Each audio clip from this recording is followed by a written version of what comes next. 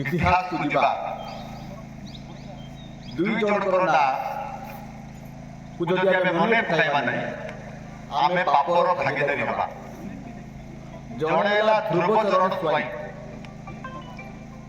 ता पाखरे किछि नथिला, लोक पाखरे किछि नथिला, किंतु समाज पई हाथ रे लिखि सेते प्रिंट हे पारु नथिला, पेपर सुविधा नथिला, हाथ रे लिखि कसागुंडा प्रेस क्लब नुआरे रेजिस्ट्रेशन हेची, किंतु आज सुंदर प्रयास करिसंती ए ब्लॉक रो समस्त राजनैतिक दलर नेतृत्व, प्रशासनिक अधिकारी, पुलिस प्रशासन, सांबादिक बंधु समस्तंकर आज गोटे संगम हेची।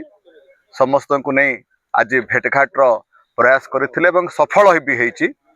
प्रथम उद्यम रे आज समस्ते प्रशासनिक अधिकारी भी थिले, समस्त राजनैतिक दल नेतृवृंद उपस्थित थिले, पुलिस प्रशासन थिले एवं सांबादिक मानकर जो उद्यम आज मु कहबी सफल हेची एवं आगामी दिन रे मध्य ए प्रयास जारी रहू। आज सांबादिक मानकु उत्साह दे सुंदर वार्ता समस्त देइचंती।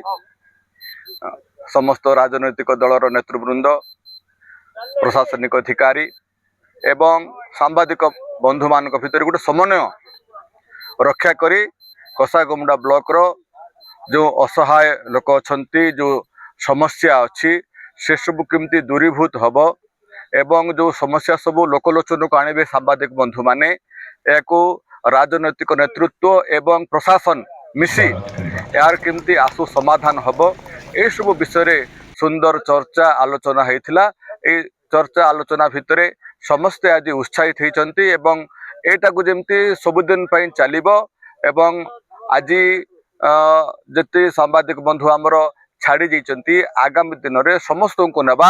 आज जेते प्रशासनिक अधिकारी आसी पारि नाहंती, राजनैतिक नेतृत्व आसी पारि नाहंती, आगामी दिन रे समस्त को जोड़ी कसागुमडा ब्लॉक रो समस्त समस्या को समाधान करी कसागुमडा ब्लॉक रे एक उन्नत ब्लॉक करिवा पाए समस्त आज संकल्प नैथिले।